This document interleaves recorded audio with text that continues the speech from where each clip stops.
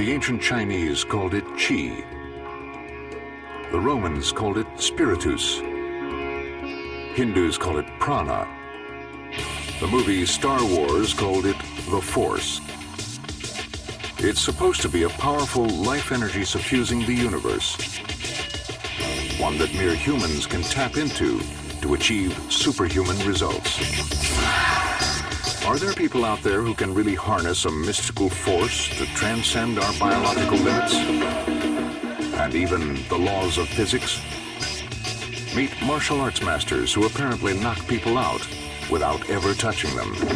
I fired up the chi, I went like this, I knocked him out. We are not lasers. We are not emitting energy. People who claim to levitate or even fly. We understand how you can overcome classical gravity and how the body can float and fly. Gravity is a law, the law of gravity, and it cannot be broken. Mystics who inflict devastating wounds on themselves, yet show no sign of pain or bleeding. The simple explanation is that this is actually coming from permission from divinity. I personally saw nothing that demonstrated anything that was clearly supernatural. Examine the evidence of mystical energies and superhuman powers with believers and skeptics alike, as science and the supernatural collide with polarizing results.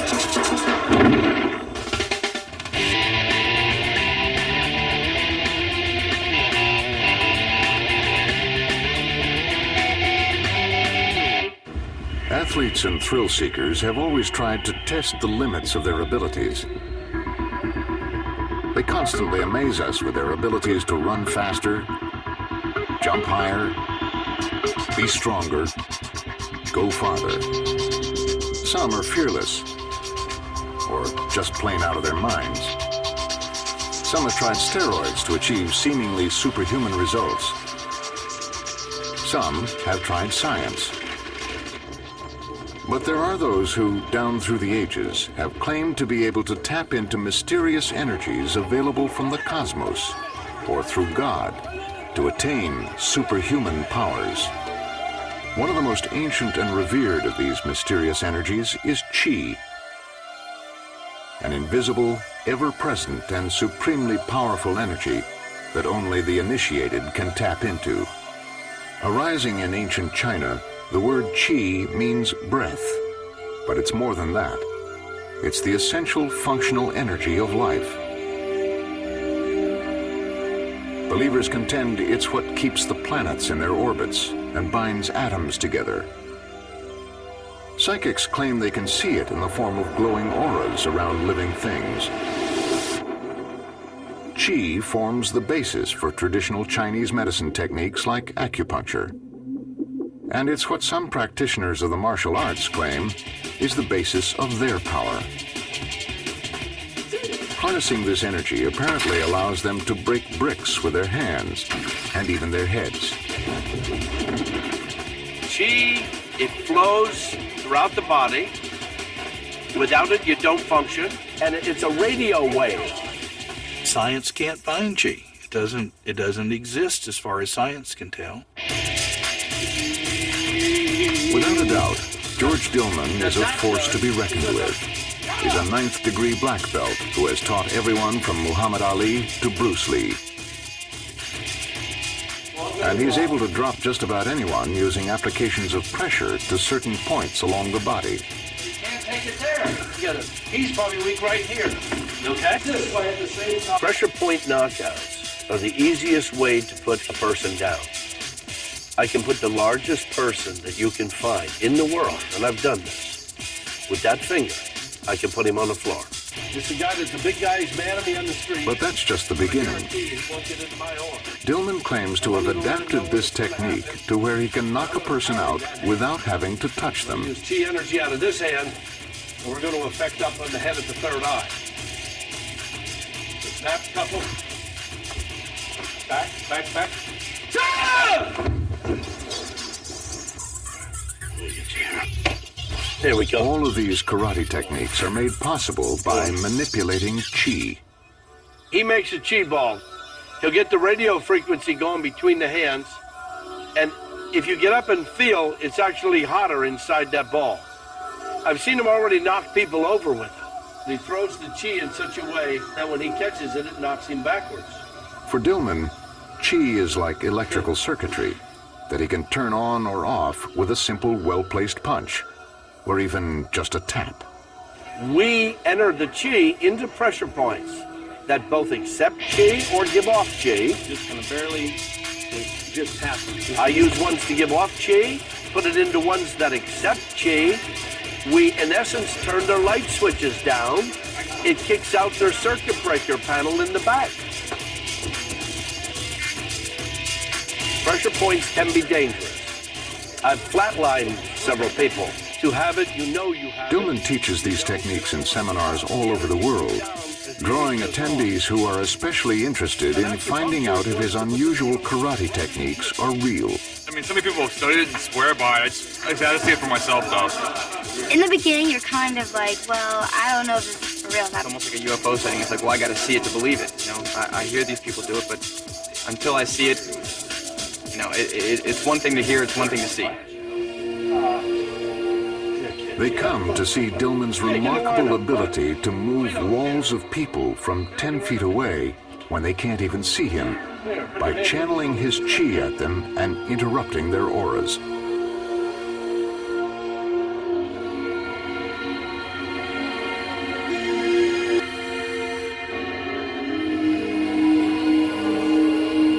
I locked with their aura, and I moved the line. I shouldn't tell you this, but I play with people in Starbucks, and I just stood there and I moved the line. And they all moved, and they all looked back at me at the same time. They went like this, and I looked back too, like it was happening to me. I looked, because I didn't want them to know I did this, right?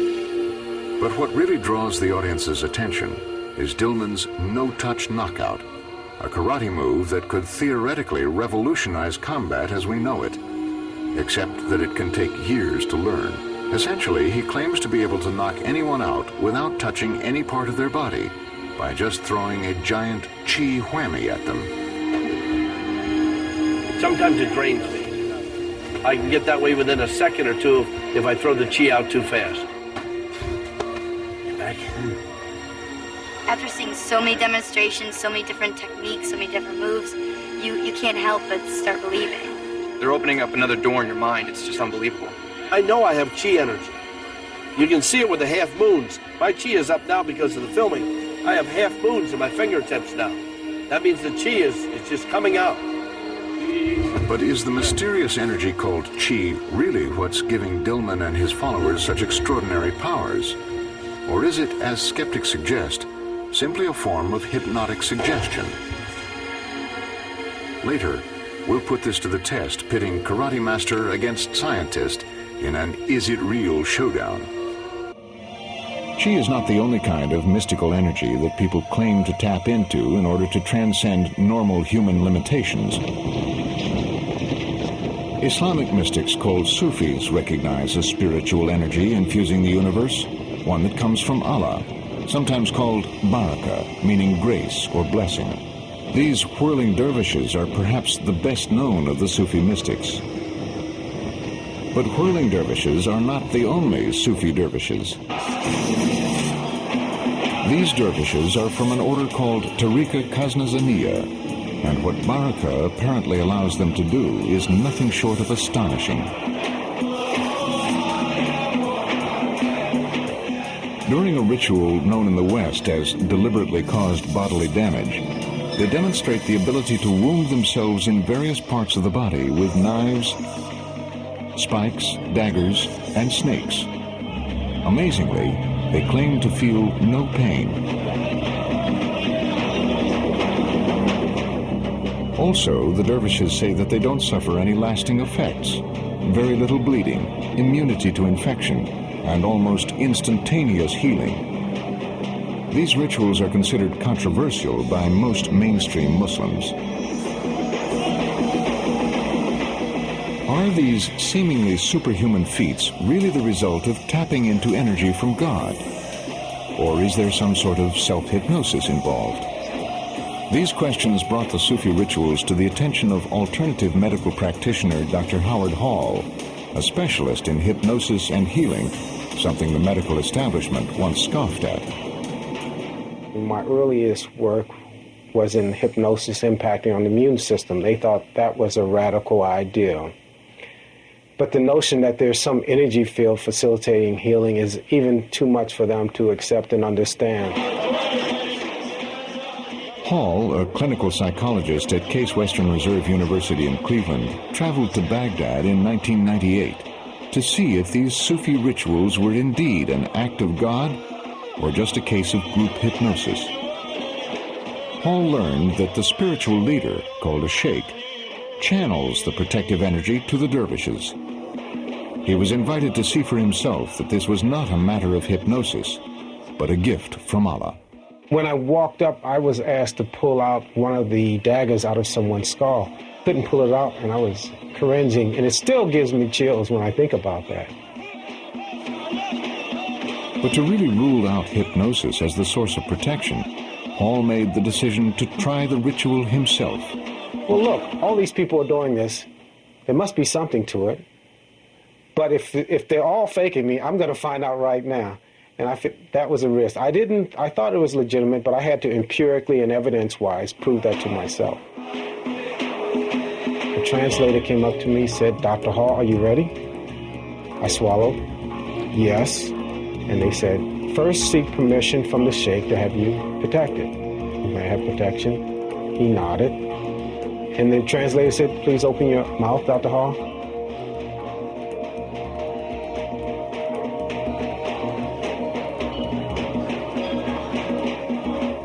And my mind was blown away. Wow, that's incredible. I'm not feeling pain. It's not like Novocaine.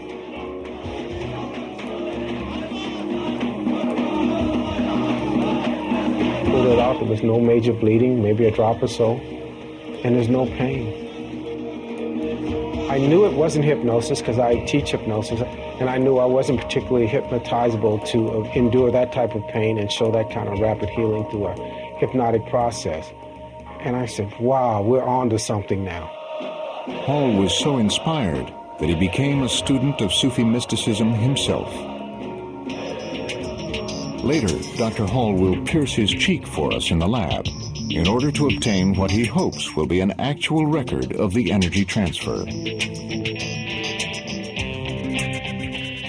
And we'll hear from a performer called the Torture King, who says he can do the same thing without supernatural intervention. But now, on what you might call a lighter note, people who claim that they can tap into the universal life force in order to fly. Since the beginning of recorded time, humans have looked to the skies and dreamt of flight. In many religions, flight or levitation has been a sign of particular piety.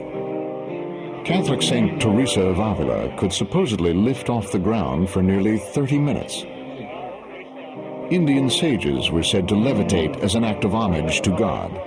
But perhaps the most talented flyer of all time was a Tibetan monk named Milarepa, who could walk and sleep as he levitated. Apparently, the ability to fly has largely been lost in the modern age. But at the U.S. headquarters of the Transcendental Meditation Movement, enterprising students are trying to change all that. They're here to learn to levitate using a 3-stage process known as yogic flying, a set of Hindu meditation techniques introduced to the Western world by Maharishi Mahesh Yogi. They do this by tapping into the Hindu version of Chi, the life energy suffusing the universe, called prana. Yogic flying is an advanced meditation practice. What happens due to a mental technique, the brainwave becomes powerfully coherent. A lot of bliss and energy starts to flow through the physiology, and spontaneously the body springs. The first stage of yogic flying, the body can't hold still, and it starts to spring and hop and tries to fly.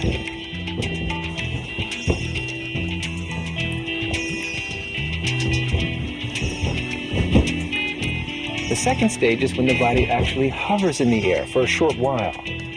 And the third stage is mastery of the skies, when the body can fly. The first thing you notice when watching people practicing the first stage of yogic flying is that it looks less like flying and more like hopping in the lotus position. The second is that these people are really happy. Flying feels absolutely fantastic. Just before a person takes off, just before they levitate, they experience a great expansion of happiness. Even getting off the ground 1 inch is pure fulfillment. Second stage will be even better. And third stage, I can hardly wait to see 10,000 people flying in the air together.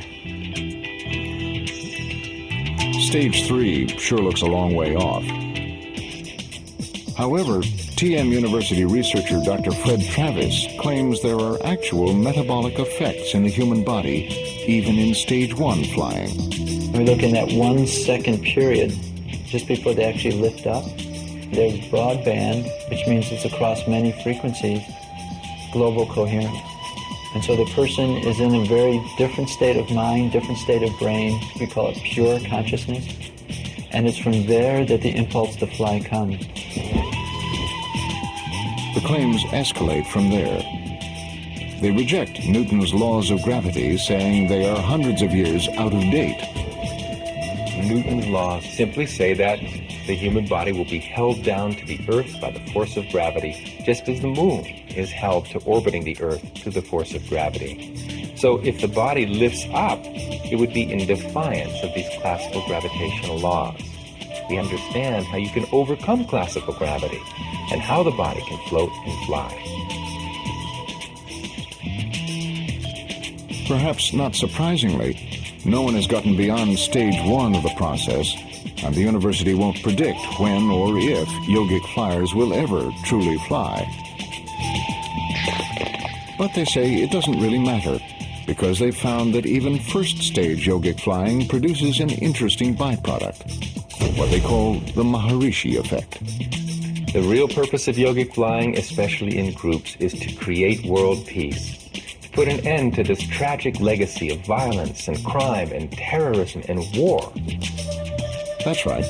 They say if we can get a critical mass of people to practice flying, about 1% of the population, generations of Miss America contestants will get their wish: world peace. For now, TMers remain grounded for all but split seconds. But we did find one yogi who really does fly, in his own plane, thanks to the millions of rupees his avid followers donate in poverty-stricken India. Acharya Satyananda is a sort of celebrity televangelist, broadcasting his brand of fortune-telling and spiritualism to 250,000 followers in Calcutta. What's his secret? That same great universal energy that powers yogic flying, prana. By accessing prana, Satyananda claims to be able to read and manipulate people's minds. এটা আমার sixth sense যে আমি বুঝতে পারি যে এই ব্যক্তির এই প্রবলেমটি আছে I have a sixth sense, a power. People come to me with their problems.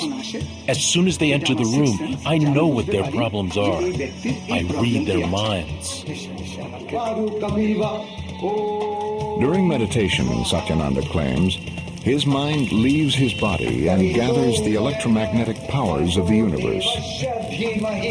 This energy enables him to exert his powers over the minds of his followers, even 6,000 at a time. But Satyananda has big dreams. One day he hopes to control the whole world. He's built a lucrative business empire, but he's not apologetic. In fact, he considers himself a more modern type of godman. Traditionally, Indian holy men renounce all worldly possessions and live a simple life. Not quite the lifestyle Satyananda prefers. Sadhus don't do anything for society.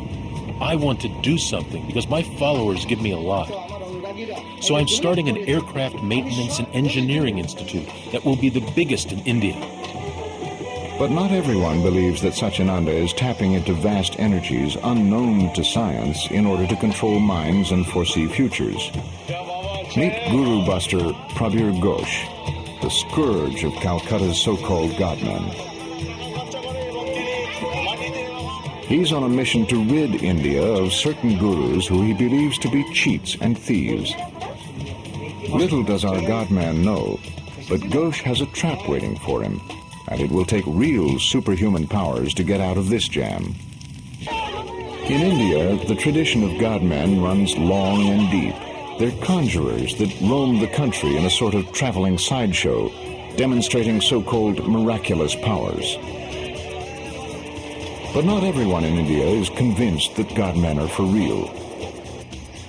Guru buster Prabir Ghosh has spent years patrolling the streets of Calcutta, seeking to expose all forms of false claims and swindles.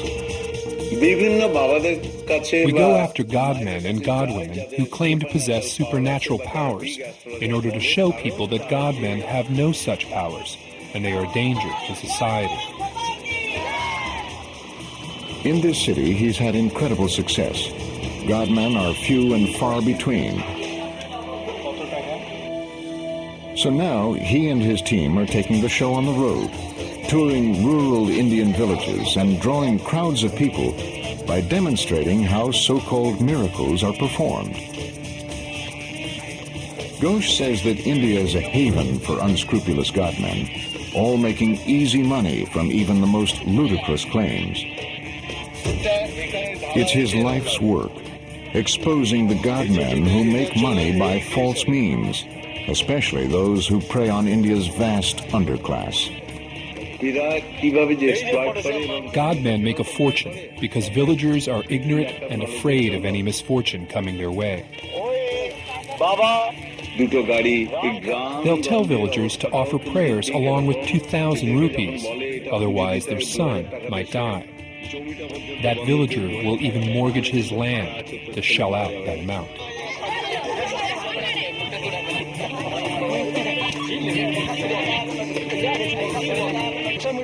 Today he is exposing a simple and common God-man trick, throwing balls of fire. The key? Just combine dirt with potassium permanganate, which is a component of flash powder. And voila, a giant fireball. Currently, the #1 most wanted God-man on Ghosh's list is our prosperous flying God-man, Acharya Satyananda. He is an extremely wealthy man who cheats people out of money by using astrology. He scares people by telling them about problems that may not happen, and then charges them $100, double the monthly salary of most Indians. One can imagine how much he is exploiting people. Prabir Ghosh has invited us along on his mission to expose Satyananda. Ghosh and his group of skeptics have set up an elaborate sting operation. He'll send in 2 teams of people, all unrelated, who will pose as family members. Each team will present Satyananda with a fictional problem they will ask him to resolve. As a God-man who can tap into the mystical energies of the universe to control minds as well as read them, he should surely sniff out the counterfeits and expose them before they expose him. This can be dangerous work. Ghosh was once attacked and had several ribs broken while exposing a God-man scam. Will Satyananda really be able to call upon his so-called sixth sense, read the skeptics' minds, and expose the operation? The first team enters the guru's office. The only information he asks for is the young woman's date of birth. October 1981.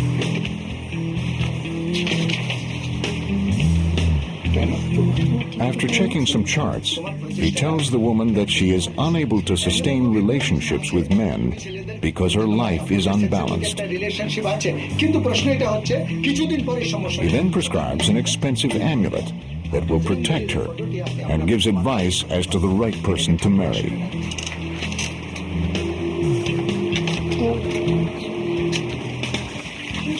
Just went through a book and said, yes, these are the problems. In her horoscope, these are very dangerous signs, and she has to wear this medallion which costs 5,500 rupees. I think it's not even 1 month's salary for these people who are sitting there. So you can imagine the amount of hoax, amount of cheating they are doing in the name of this. They are just scaring people like anything. The second team meets with the guru and gets a similar treatment. Date of birth? 25th October. 78 October. Once again, he hands over a prescription that calls for purchasing a pricey amulet.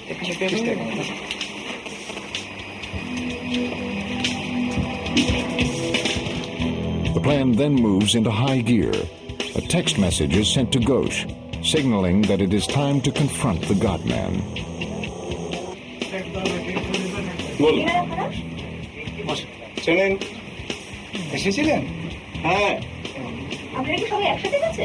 না না আমরা তো এখনই এখানে ঢুকলাম আপনি একটু wait করবেন এর সাথে একটু কথা আছে Ghosh then asks the team to retell the made-up stories to everyone, which causes an uproar.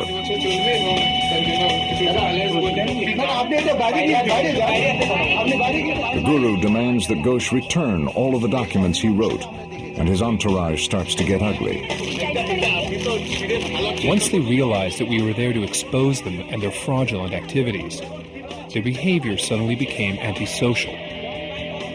They and their hired goons became violent towards us. Satyananda's staff demands that Ghosh and his team leave the office.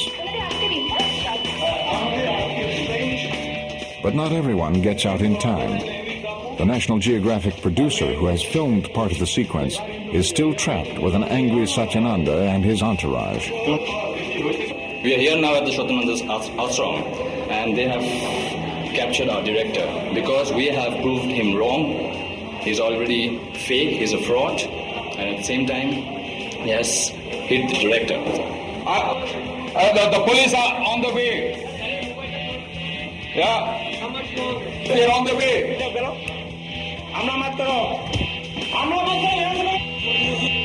Thanks to the police, our producer escapes with only bruises. But Satyananda's revenge has only begun. 3 days later, while broadcasting his television program, Satyananda pleads with his followers to kill Prabir Ghosh. Satyananda is quickly arrested, and local politicians call for an end to broadcasts like his. In the end, apparently, the mystical energies of the universe deserted Satyananda.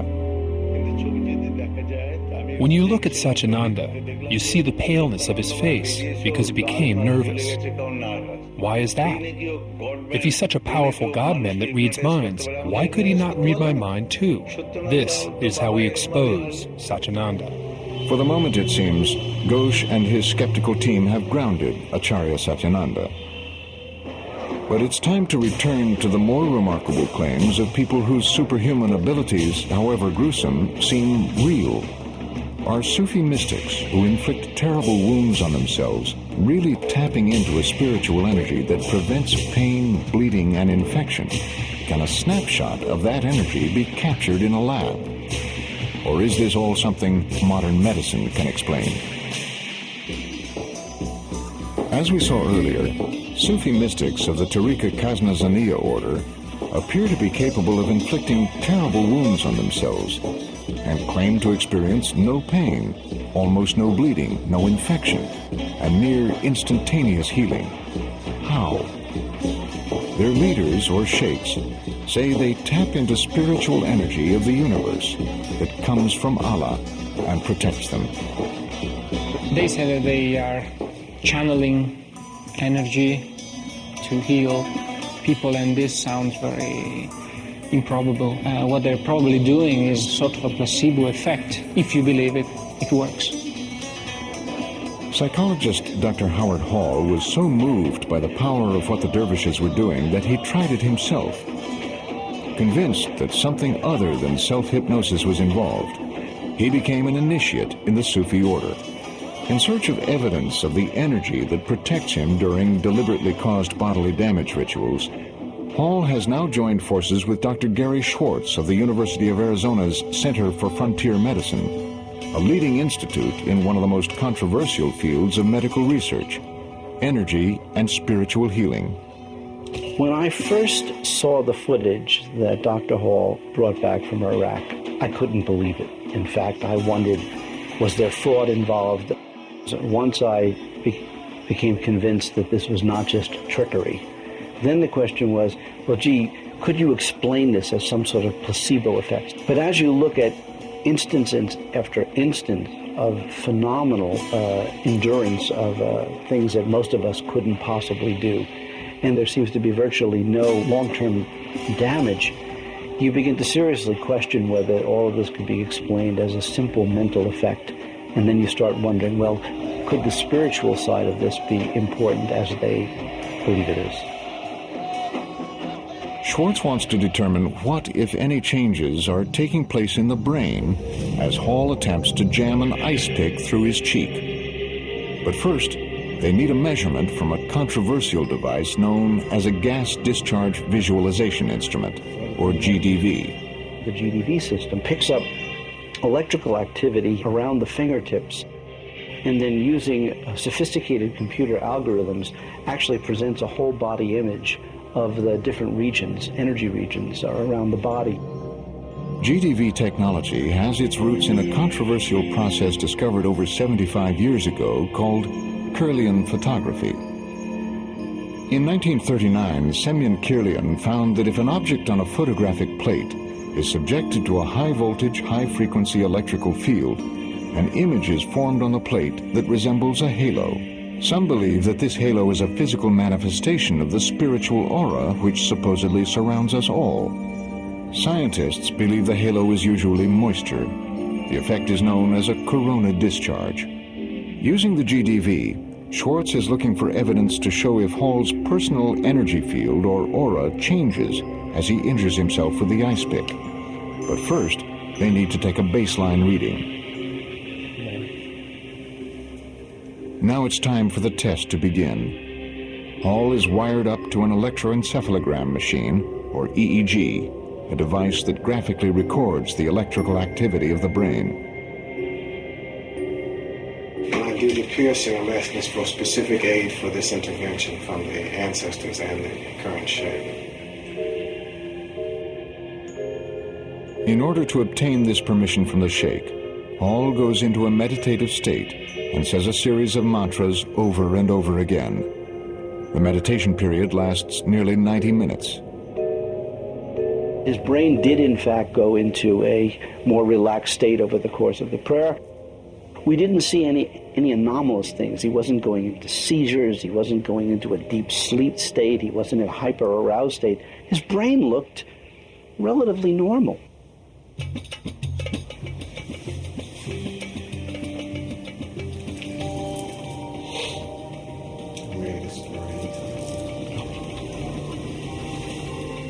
He says that what we're about to record is the actual transfer of energy between the Sufi spiritual leader and himself.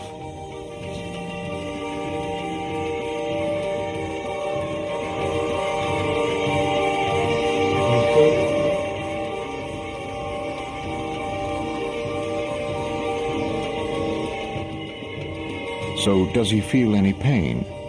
See, you can open your eyes if you'd like. No, it's just a dull ache. There was no physiological pain. So, what you'll do is you'll take it out and then you close your eyes and just relax, okay? I'll just check it. You ready? Yeah, we're ready. I'll make sure I got the right place. Okay. Now, will the wound heal as quickly as promised? No blood? And I'm going to lunch after this, guys. That's good. By the way, there's no blood on the Droplets of blood continue to trickle out. as far as I can tell, there's some blood. There's usually a couple drops that come out. That's about the timing. But after just a few minutes, Dr. Schwartz takes a closer look at the wound. And it is, I can't even tell where it is. I mean, it's not obvious. A whole bunch of dots. Was this result really caused by Sufi energy healing? Now the team looks to the GDV to see if Hall's aura was affected. What this shows, which is the first time ever, is that if we compare the pre versus the post, we're seeing with the GDV a selective decrease in energy, curiously in the area where the actual skewer was placed through the jaw. You saw this gaping hole in the energy field in the area of the jaw, which was frankly much greater than I would have initially anticipated. Showing up in terms. Does the GDV show that a spiritual power intervened and protected Dr. Hall as claimed? Or is there a simple explanation? Yes, I think it's possible that there's a simple explanation, but the simple explanation is one that Western scientists have difficulty with. The simple explanation is that this is actually coming from permission from divinity, that it really is involving a spiritual component, and that component is very, quote, simple. We have a name for that which looks superficially like science, that uses scientific gadgetry, scientific jargon, but is fundamentally not science. It's called pseudoscience. We'll be taking a much closer look at the rather mysterious GDV device later on. But first, let's meet a person who tortures himself not for spiritual purposes, but for money, and without the help of mystical energies. Meet Tim Cridland, a.k.a. Zamora, the Torture King. He performs a regular Las Vegas stage show where he inserts sharp instruments through his body, and he too claims to suffer no pain.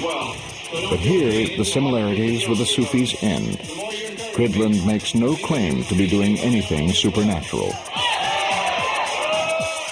It's the real thing. There's no trickery in it. There's a very thin margin of error. If I lose focus or concentration, I can get hurt very severely.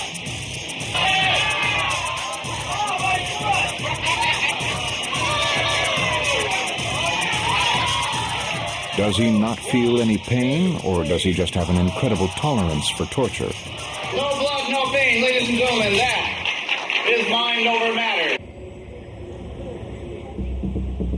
We wanted to measure Cridland's abilities, so we went to see Dr. Joshua Prager, an anesthesiologist at the UCLA School of Medicine and a noted expert on the mechanism of pain. Using a device that delivers a low-voltage electric sensation, he'll determine what Cridland's pain tolerance really is. Now we're going to change the frequency. Most people score in the 4 to 6 range. Cridland's first attempt is a 20. Your score basically puts you in outer space compared to the rest of the population. And after one practice round, Cridland scores an off-the-scale 27. Dr. Prager believes that by using meditation and self-hypnosis, Tim has somehow learned to block pain signals from being processed by the brain at a nerve path called the descending pathway. Okay, ready? Go. Well, I theorize that he activates the descending pathway, whether it be through some sort of self-hypnosis or some way of creating disattention. Clearly, he is able to change something in his nervous system so that he can tolerate more pain. So if Tim Cridland can tolerate pain by using meditation or self-hypnosis, could this be what's allowing Dr. Hall and the Sufi dervishes to not feel pain? Perhaps, but does this also explain the Sufi claims to be able to heal extraordinarily quickly? We went to Dr. Joseph Molnar for an answer. Molnar is a reconstructive surgeon who has operated on thousands of wound-related injuries. He thinks that the rapid healing has more to do with where the Sufis choose to wound themselves than with any spiritual power. Many of the wounds that were created were put in places that are relatively silent. The man that put his sword through the chest looked to me that he was putting it through the skin and fat of his chest. We actually do something very similar in plastic surgery if we do liposuction of the chest. But what about the wound created when Dr. Hall drove an ice pick through his cheek? There was very little blood, and the wound appeared to heal in minutes. I'm not necessarily surprised with the amount of bleeding that I saw in that particular case. Anyone who's ever donated blood knows that you get some bleeding for a few minutes. If you hold pressure, it stops. Puncture wounds are relatively benign. It's not like you took anything out and then it filled in 2 hours. It was all there. It just had to close over a little bit and fall back into place. And that's what you expect with a puncture wound. I personally saw nothing that demonstrated anything that was clearly supernatural in the healing process. But what about the GDV results that supposedly showed a decrease in energy in Dr. Howard Hall's aura? Does this really measure some mysterious energy in all living things? Is the aura the same thing as chi? And can some people really use chi to knock others out without even touching them? Milan, home to Italy's stock market and business centers, and its fashion and shopping capital. It's also home to two of the world's most famous skeptics, chemist Luigi Garlascelli and psychologist Massimo Polidoro. Massimo writes prolifically on all kinds of supernatural phenomena. Luigi is the hands-on type. He'll subject himself to almost anything to make a skeptical point. I think it is important for scientists to investigate strange claims because it is the job of science to discover what still is unknown, and it is what scientists do all the time. I don't think it is possible for a person to transfer his or her energy to another person. If it really happens, then it should be investigated with the instrument of science.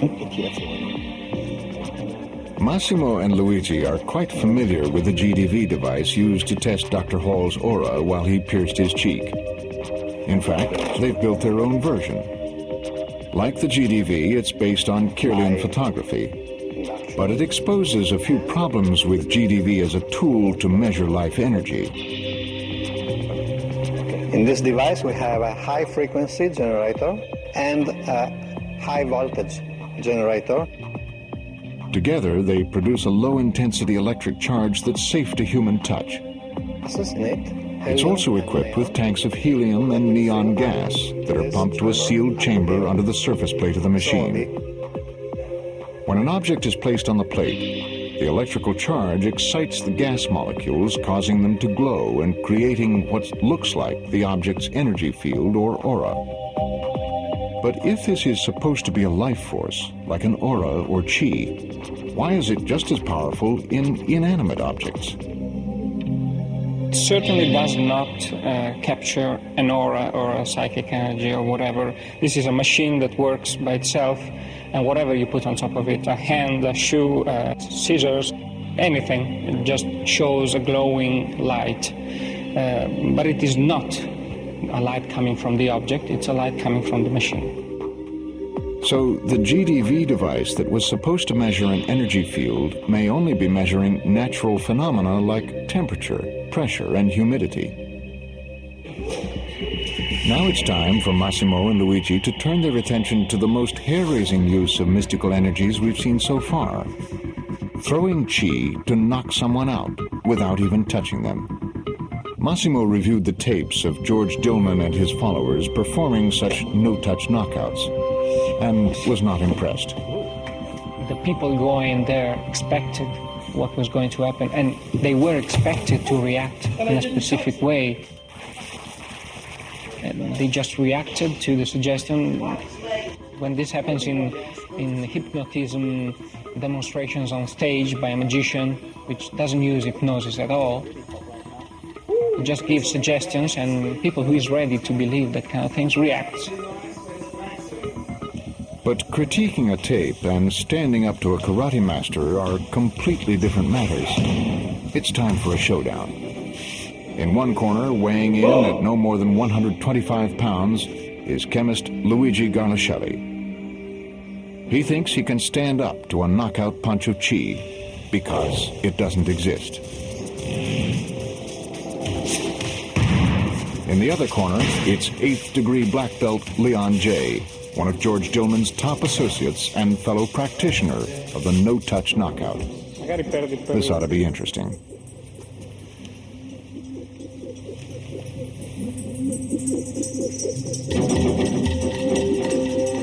In fact, when we did the test on Luigi, who was not ready to believe these things, or maybe was just staying there, seeing what would happen.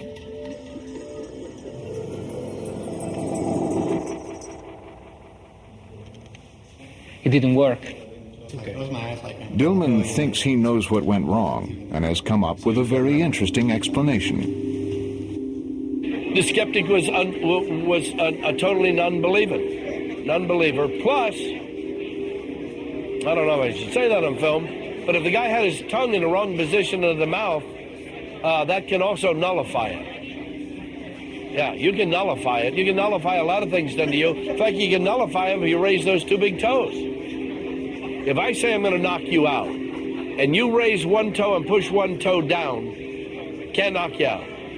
And then if I go to try again, you reverse it. If you keep doing this, I won't knock you out. Good to know. But there is another explanation. Perhaps chi, prana, baraka, all of the mystical energies that give mere mortals the capacity to do things that seem beyond the reach of normal humans, do so only because we believe in them. They give us the power to transcend pain and overcome physical and mental limitations because we buy into them. But even if nothing supernatural is involved here, there is a power that one has to marvel at. The power of the human mind. Well, the skepticism can be taken too far, can be counterproductive. A little skepticism is a good thing. Too much of it really retards the progress of civilization. There certainly is a lot of people that need these claims to be real, sticking to some kind of these beliefs that says that you are special and you just need to develop your powers to become better than the others, and whatever is important to them. Just shot scenes for a movie where I'm a detective and I do some of my no-touch stuff in the movie. Now we'll see if the public believes that. I don't care if they do or don't. It's in there and it's for real. I won't allow trickery. Who are you fooling? You're only fooling yourself. To the extent that we make people believe there are special powers that exist, we start people believing in falsehoods. And there's an ethical point there, I think, that it goes beyond entertainment then to some paranormal claim.